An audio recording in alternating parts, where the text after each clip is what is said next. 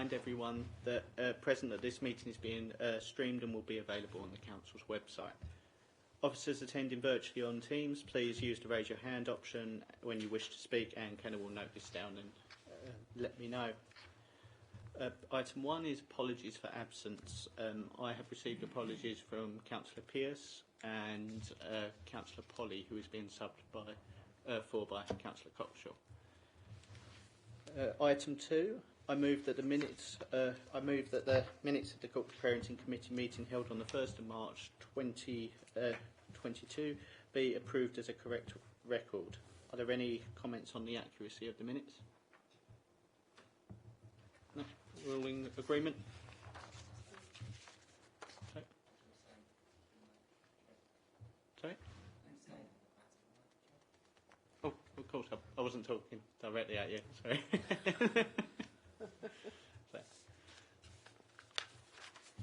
Okay, so I move that the minutes are agreed? Agreed, thank you. Item 3, there were I have received no urgent items of business, so we'll move on to item 4, which is declarations of interest.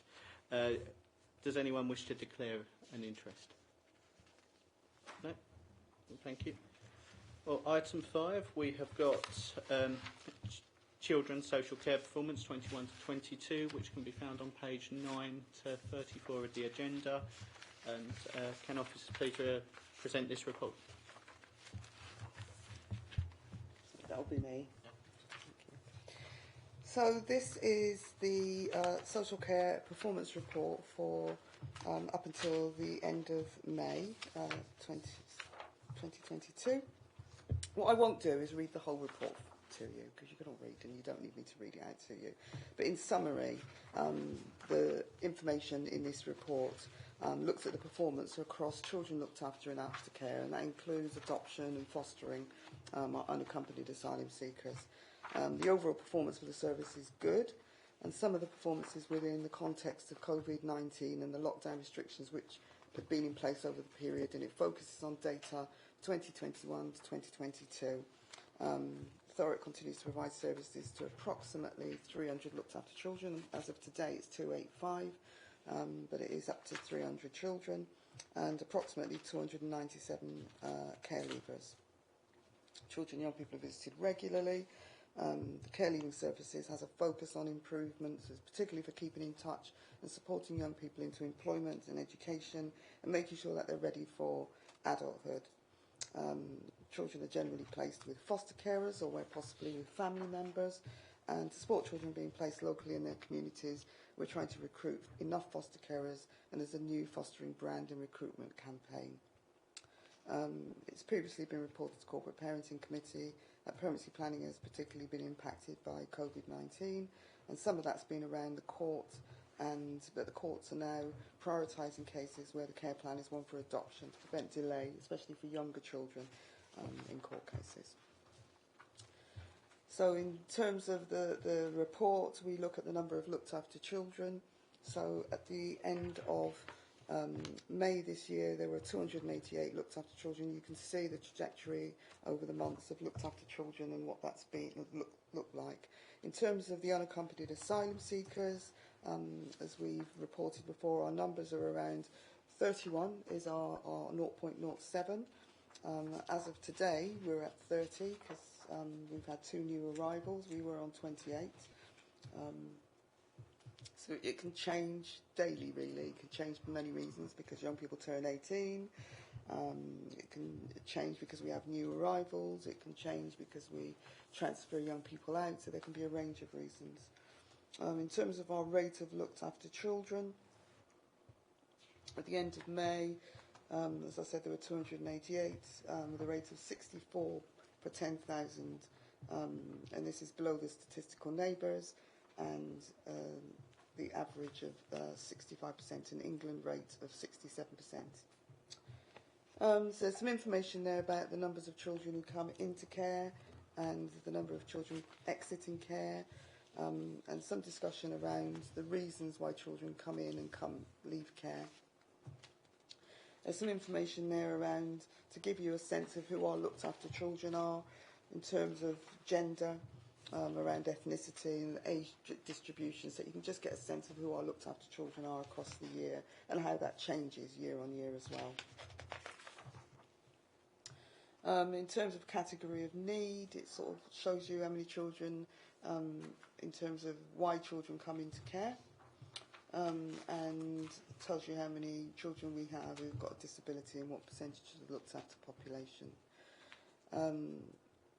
And there's some information there around youth offending service, where young people are open to the youth offending service and are also looked after.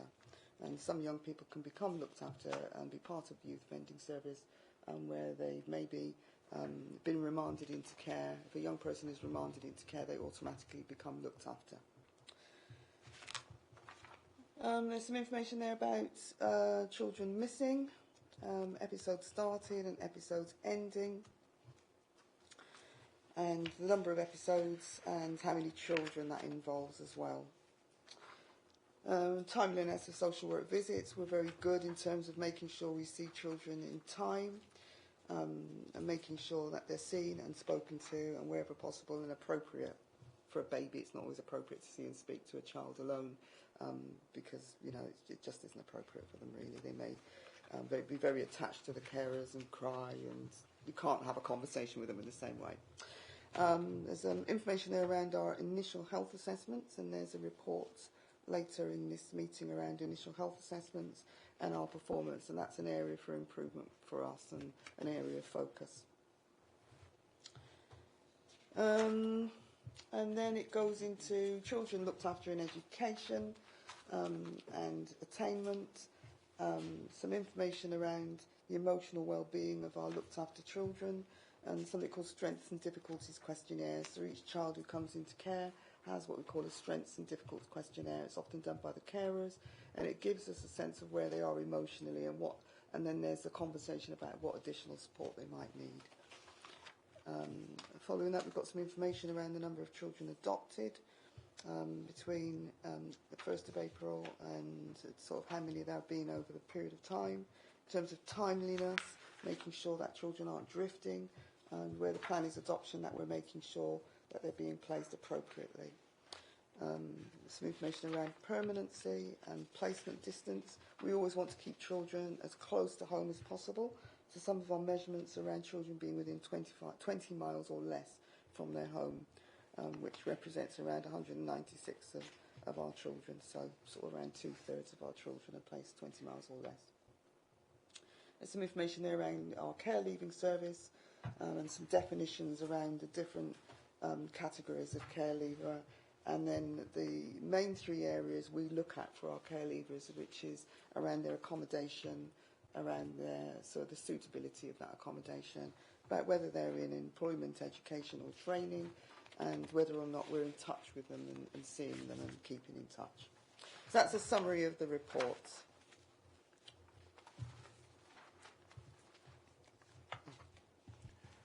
Thank you for your report, Janet. Do any members have any questions or comments? Councillor Raper.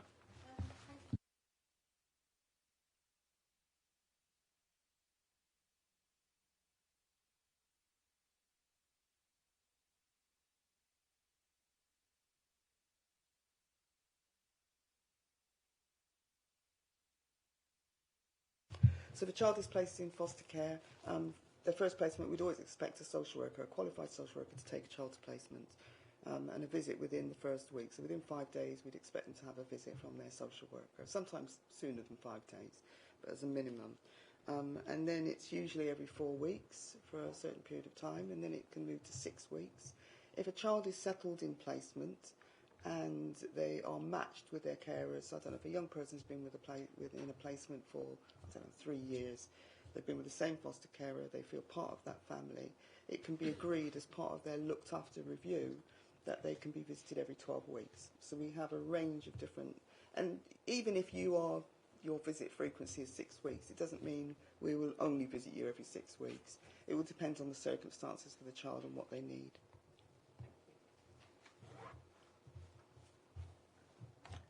Do any other members wish to ask a question? Okay, well, I have a couple. Like to, if we could turn to page 20, we've got the percentage of missing episodes where the children accepted and received a return to home interview. We spoke previously about this at committee before, with previous members of last year's committee might be familiar, and it's good to see that the movement did happen, that we said that this would improve, and I was just wondering how this was achieved. Okay, so we've got here today Boren, who's our leads on that area, and Claire Moore, so I might hand over to Kate to have that. Yeah, thank you.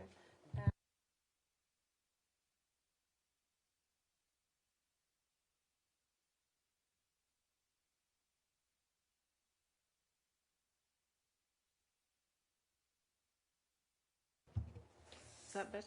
Yes.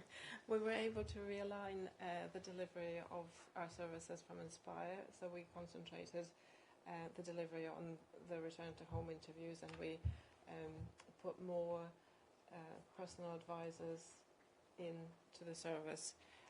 We increased our face-to-face delivery, so instead of perhaps contacting them, young people, through telephone or WhatsApp, we actually made sure that we went out to their homes or to the placements to see the young people face to face, and that build those relationships. So the idea is that young people start trusting the Inspire Careers Advisors, and then the episodes then decrease because there's that trust built between the placement, the young person, and Inspire. So as you see, the performance is on a good positive trajectory. We are seeing some challenges recently, but just because of the hot weather, the amount of missing episodes increased. It actually doubled in the last couple of weeks, so we're monitoring it very carefully.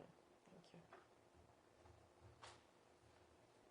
Thank you very much for that. That was a very well.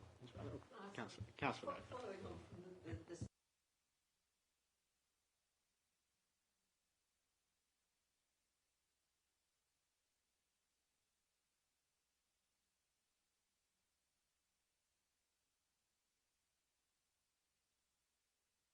it's the paragraph just above the graph.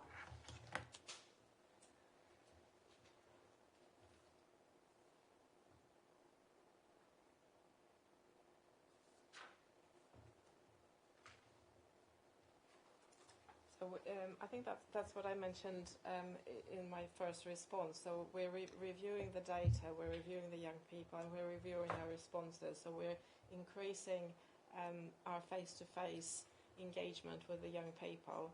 We're also trialling a very new aspect. So we are delivering training sessions to parents and foster parents. So that's what we were talking about at the start of the meeting, weren't we? So on how to deal with young people missing. So it's about that communication between the placement of the foster parent, the young person, and Inspire staff, where there's open conversations happening. Young people sometimes, come back 5 minutes behind their curfew, as they call it, and they don't consider it as a missing episode. Foster parents consider it, and then Inspire there kind of to have those open conversations and build that trust. Hopefully that answers your question.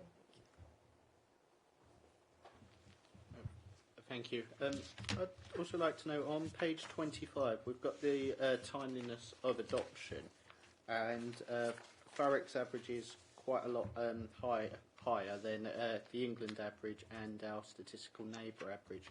I was just going to ask what is being done to improve the speed of this process. So Thurrock's number of children adopted, is a fairly small number of children, and when one child has a long journey to adoption, perhaps for very good reasons, that can distort our average. So some of the figures you will see today and in the next 12 months will reflect an individual child's journey, which I can't go into too much detail about, but I do want to reassure members that child was carefully tracked and supported, and both he and the children in the family had a good outcome as a result of the work done, but it did take a long time to progress, and I think that's showing our average. So one of the things that we're doing is we're looking at the journeys of, if you like, children underneath that, and we're much, much closer to our statistical neighbours and below the government's, the national average when that child's accounted for. Thank you very much.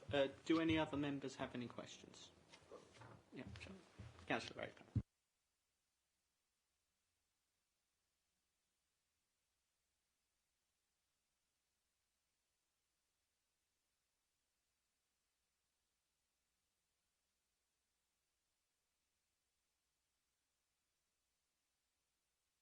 But either time, sorry.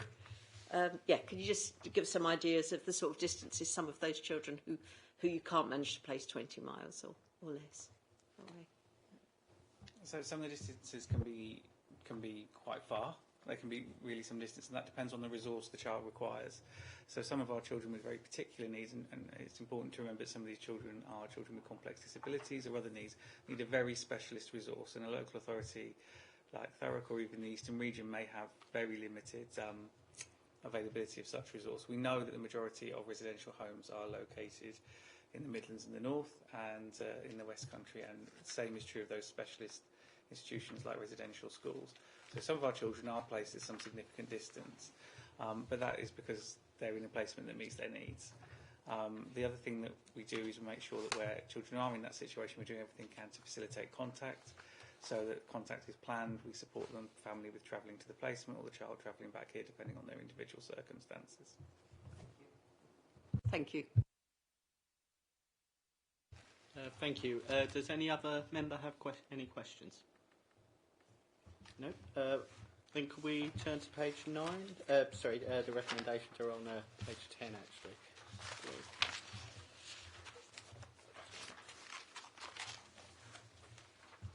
So are we all in agreement with the recommendations? Great. Thank you very much. We'll move on to item number 6, which is children looked after and care leavers efficiency strategy. I'll ask Janet Simon to present this report, please. Thank you. This report is going to be presented by Dan Jones. Thank you. So the report sets out our update on the sufficiency strategy. The local authority has a duty where reasonably practicable to do so, to provide sufficient placements for children who may need them. As you'll see from the report, the strategy was designed perhaps just before the pandemic happened and then came into effect during the pandemic. I think what you'll see from the updating report is that the situation has somewhat changed in that time. And we are seeing new market pressures. It is unusual for the Chief Inspector to come out and talk about the paucity of placements nationally. So there is a severe national issue in terms of the shortage of foster placements, residential placements and secure placements for children. And we are looking at how best to respond to that. We set out some of the issues in the report and some of the cost pressures. I think it's important that members note this doesn't include recent inflationary pressures that providers will start bringing to the authority. I think that's it. Does any members have any questions on this report?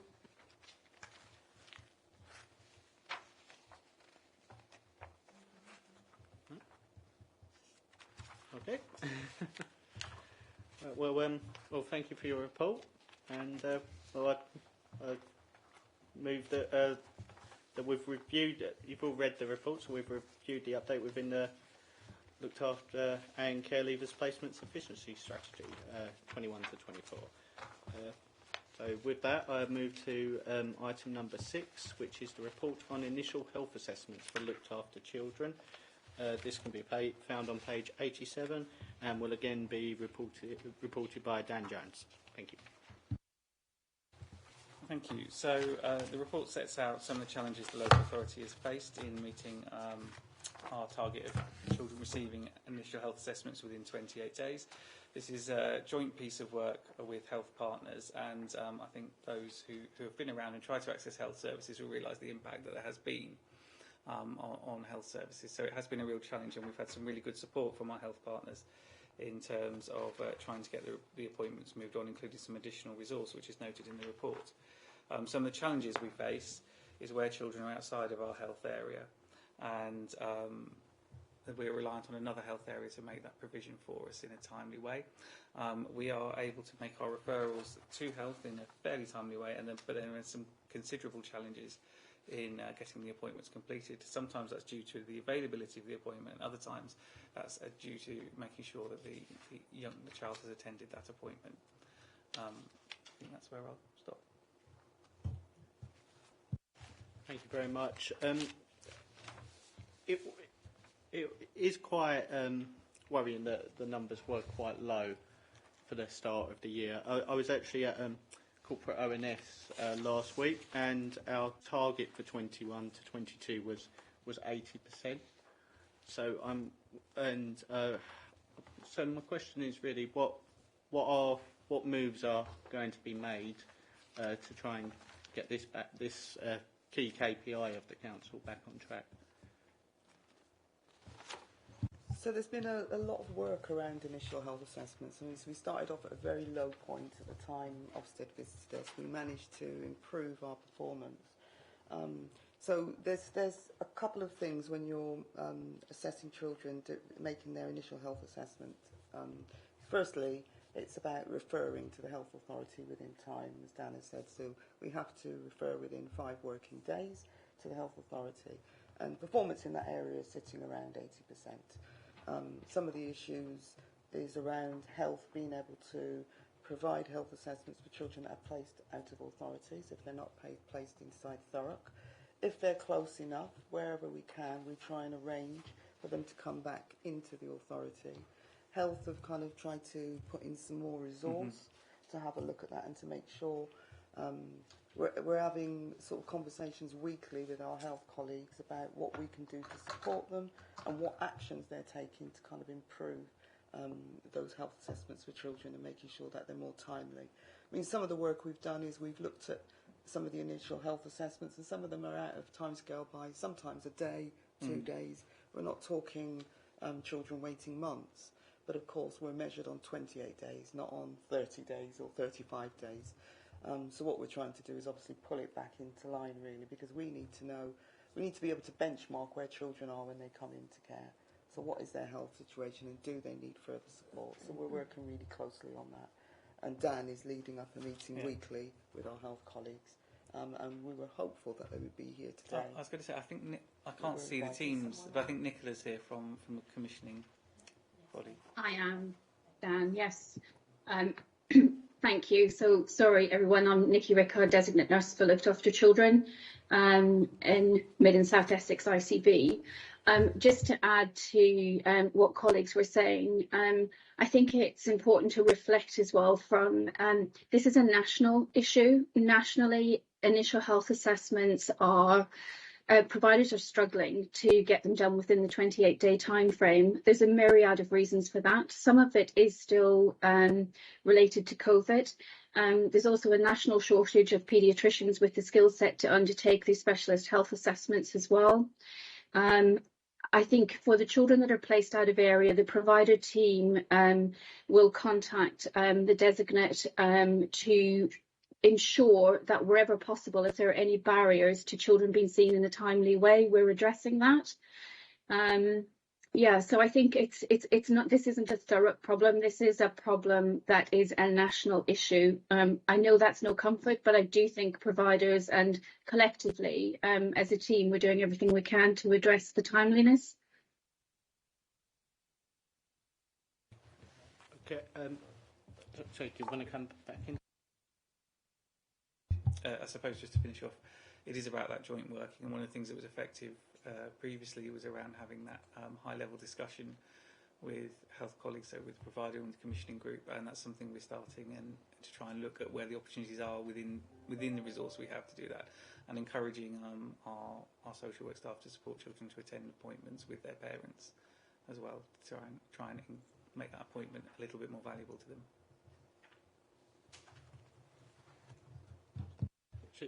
Sheila.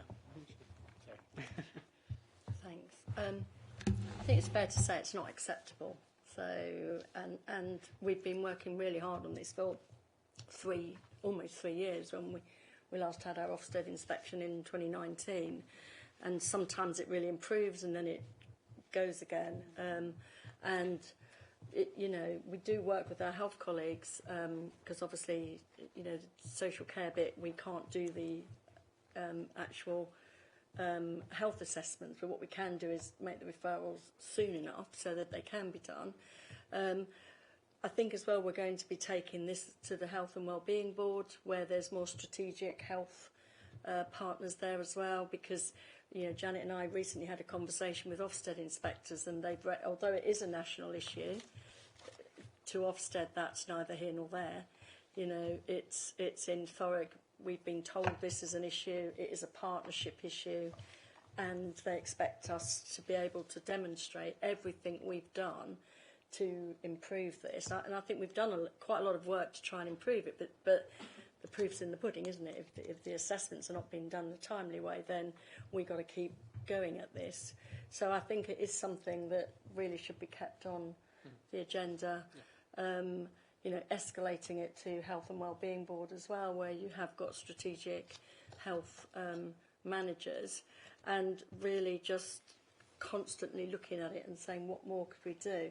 I think it would be helpful, because I couldn't see it in here, but I think it would be helpful if we did have data that showed us when they did take place, because otherwise it might look like, well, sort of 60% took place on time, but what happened to the 40% or the 50%? So I don't know if it may be that I've just not seen it, but I was looking for that because I thought it'd be helpful for us all to know, another of those 40%, say 10% were done within 1 or 2 days of the timescale, or, it's a much worse problem than we imagine. Or the ones that are all out of time are the ones that are out of area. So you've got the issue of more children being placed outside of area, and then the issues that might bring. So it could triangulate some of that. So I couldn't see it. I don't know if it is there, but I couldn't. Not quite like that. I couldn't see it, but I just think it'd be helpful for us to either feel assured that children are having their initial health assessments, albeit maybe 5 or 10 days later, or it might raise for us issues about, if children are waiting even longer, are they all children that are placed out of area? Have we got a particular problem there with our health colleagues? What more can we do to try and improve that? Thank you all for your answers. Are there any other members who wish to ask a question on this? Councillor Watson. Thank you, Chair. Thank you for your report. I have read it. It's fascinating. I did have a question on your last report, but it went too quick and I didn't bother. So, how many children have you got out of borough? Because I'd be really interested to see if the IHAs are those children that are out of borough. Some are and some aren't. Sorry. So some are and some aren't. I think some of the, if you look at 3.6 in the report, it sets out some of the reasons why an IHA might not go ahead. Sometimes children are just not in care long enough for one to be being completed. If you're in care for a very short period of time, perhaps a few days, you wouldn't have an IHA necessarily. One of the things that can be difficult is it's not necessarily just out of borough, it's the health area. So there's slightly different things. The health area covers a little bit more than Thurrock. So you can be out of area and you can still be within the health area that provides the service to us. So that can be easier. Sometimes if you're on the borders, you can be brought back in. But I can certainly send some information around the number of children outside, or perhaps later in the meeting if I get a few minutes on my laptop. Okay, thanks. Thank you. Is there any other member that wishes to speak? No. Councillor Watson. And me again. Can I ask a question that probably on the other report, but have we got any unaccompanied minors that are Ukrainian? Sorry, no, not currently, no.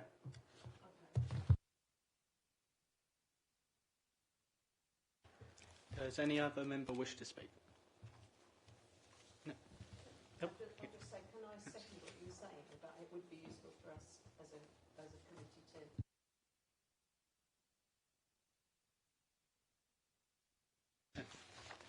Yes, I do agree with that as well.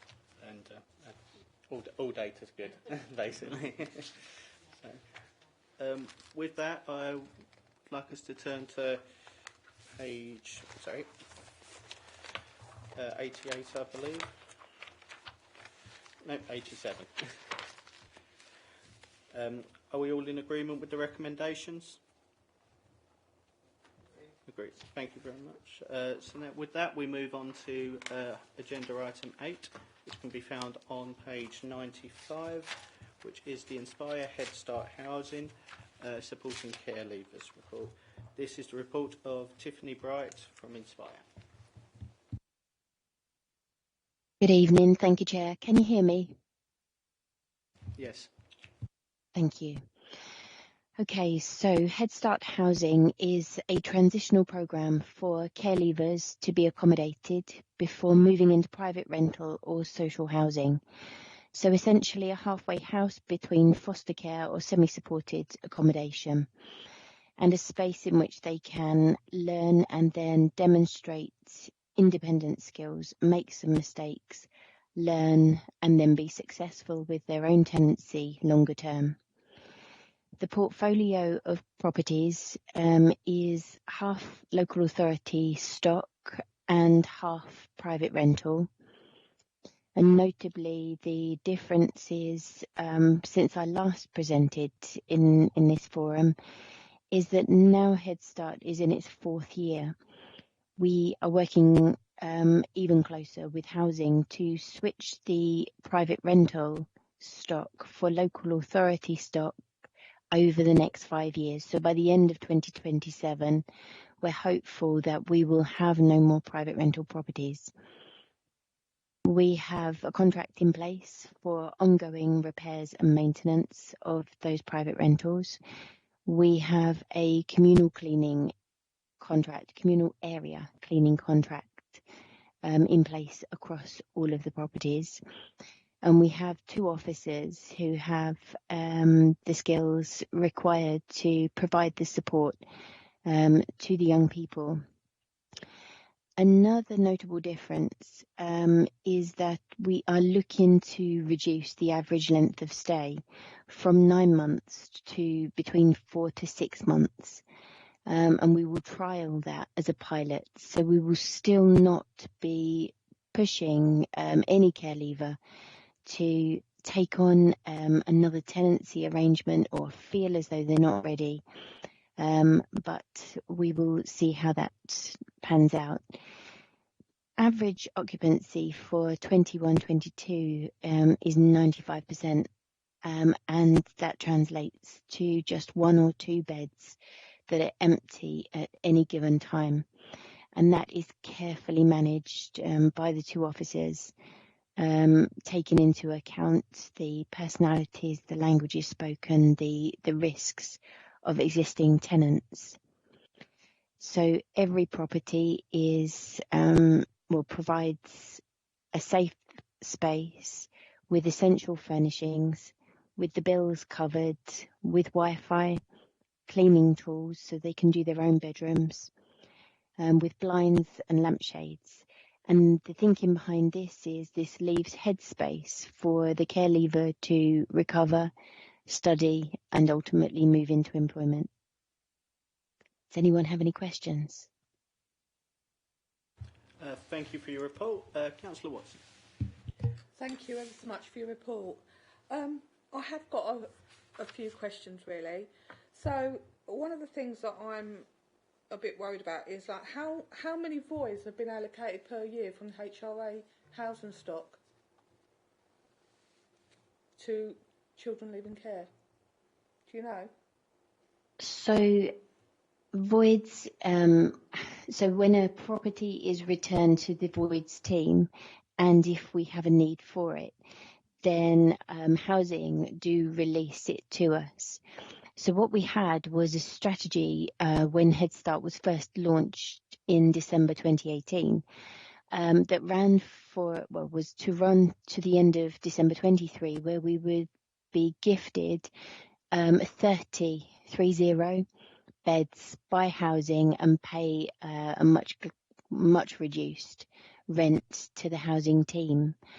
And so housing reached those 30 beds very early. And so we've refreshed the strategy so that it aligns with housing's strategy that was launched earlier this year. And so I would say on average, if we take 30 beds over the last 4 years, we are looking at 7.4 voids beds being made available to care leavers for their exclusive use. Does that answer it, Councillor Watson? Yeah, thank you. So, sorry, Chair, can I ask another question? Right, thanks. So, in terms of then going into the properties, the young people leaving care, you're saying that it's now 4 to 6 months as a transition to go into that property. Can you tell me what's the expectation is that what you will get in 4 to 6 months, and where would that young person be moved on to? Yeah, sure. So the care leaver is supported by both Head Start and the aftercare team to work through a series of documents that are collectively known as the Big Wide World. Once the young person has been able to master a new skill and demonstrate they can do that independently, then they are recommended to a readiness for tenancy panel.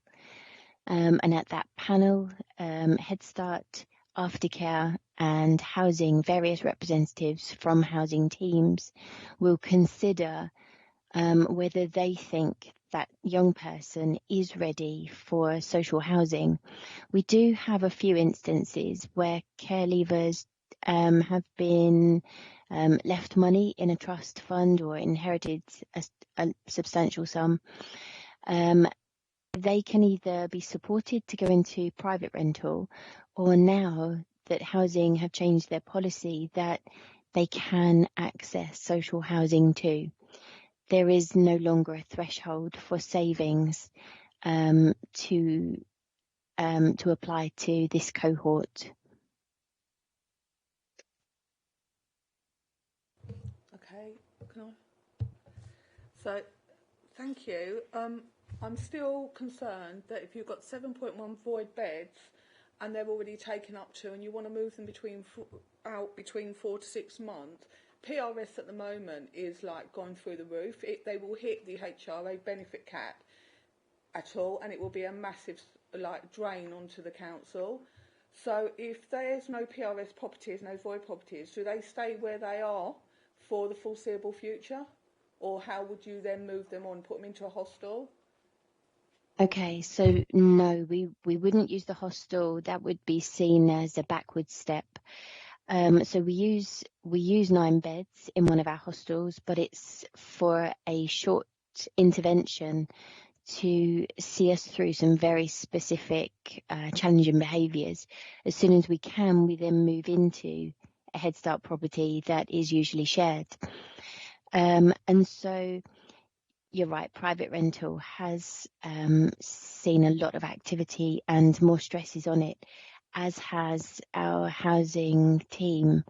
And so that's why we're working really closely with that directorate, with housing, to not shift the responsibility for balancing a budget with Head Start and then shifting a problem onto housing. So if they are not able to identify a voids property that they can go into, they will stay where they are. And I must stress, it is a pilot to see whether 4 to 6 months is possible. That's reassuring to know, thank you. Because I don't want our young people to end up on the street because they can't transition how they should be transitioned. So, thank you. Yeah, so I can absolutely assure you that no care leaver will be made homeless as part of this pilot. It's the whole reason that Head Start was created. But thank you for your questions. Sorry, Councillor. Sorry, before we go to you though, Karen, I believe we've got Evelina here, and I was hoping you might be able to shed some light on some of Councillor Watson's questions. Thank you. Good evening all. So I haven't necessarily got the stats in terms of the movement from void into voice and whatnot, but I think the overwhelming sort of partnership between the two really departments works quite well, and and we would always look to secure the most suitable property. We owe housing duty as a landlord. We owe housing duty to care leavers, so we would have to do that anyway. And I think that the sort of the Head Start being the sort of halfway house, as we just called it here, is really quite serves our care leavers quite well, because then we can ensure that the tenancy can be sustained once a sort of social housing is found for those that are ready for it.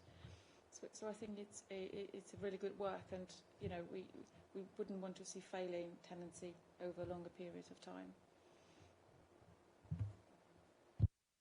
Thank you for that.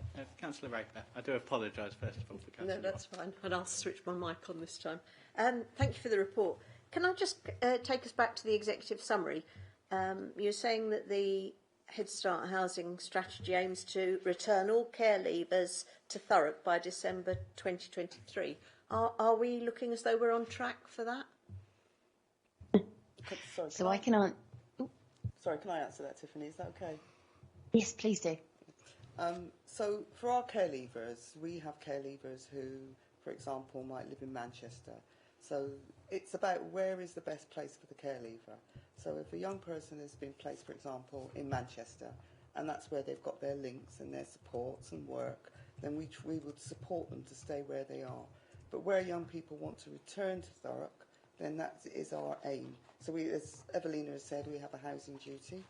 We are really clear that our care leavers are a priority, and so wherever they are entitled to housing, we will support them to come back into Thurrock. So we do have most of our care leavers living in Thurrock unless they choose to do otherwise. That's where we would be looking for housing. Thank you. So if I just sort of go back to that question, you do expect to have most of them back by December 2023? We'd expect those that it's appropriate for? Yes. Thank you. So it says providing is the right. Yeah, yeah.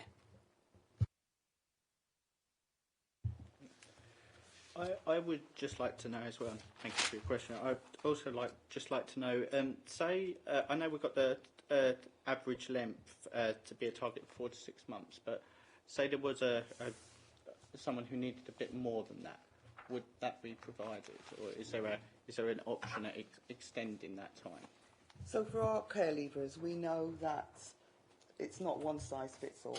Some young people are absolutely ready on their 18th birthday, but some young people aren't ready until they're 18 and a half or 19. So we have some of our care leavers are in what we call staying put arrangements, so they stay with their foster carers until they're ready. Some young people will go into Head Start accommodation and they will stay there for 3 months, 6 months, 9 months. So there is no set time. We may have an aim to try and make sure young people are prepared within a certain period of time, but it's about when they're ready. It's not set in stone. Thank you for that. That's exactly what I wanted to hear. So, does any other member have any questions? Okay, well, thank you all for the reports on that. I move to page 96, that the recommendation is that the report be noted. Thank you. Right, we now move on to agenda item 9, which is the corporate parenting strategy, which can be found on page 101 to 126. Could Daniel Jones please introduce this report? Thank you. The report introduces the corporate parenting strategy. I think I'll just highlight to members our priorities, which are on page 114, and then the longer plan, which sets out the actions for all of us going forward. Corporate parenting, as discussed earlier, is the shared responsibility between ourselves and partner agencies to parent children and to parent them as we would our own.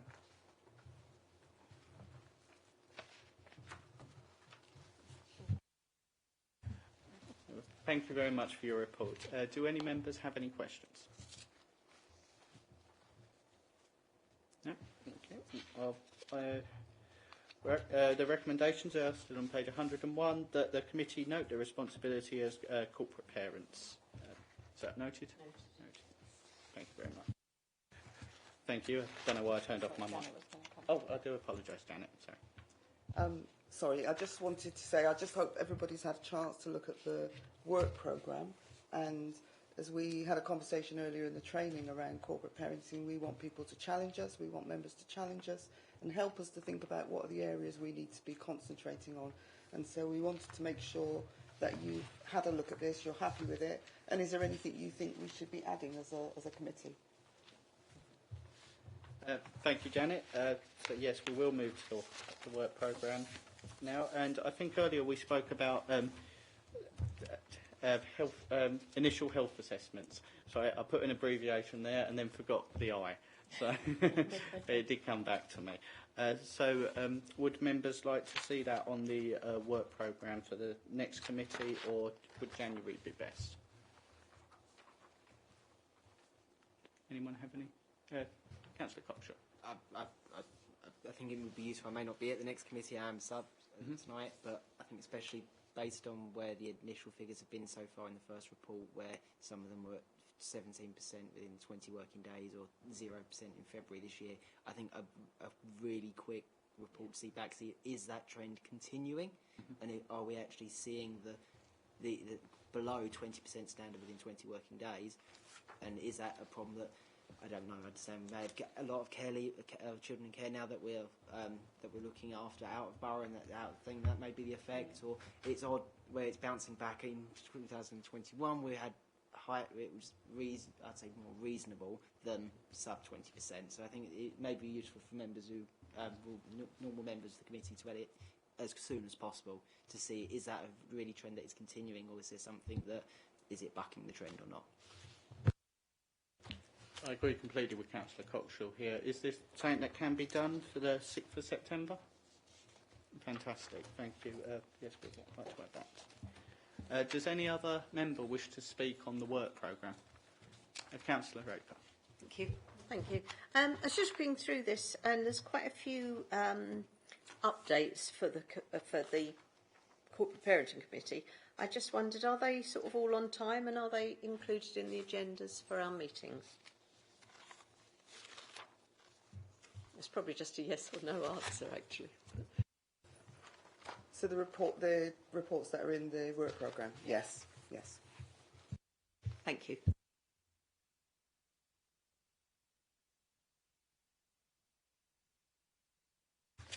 Right, thank you all. Well, with that, I close the meeting of this Corporate Parenting Committee. Thank you all for attending.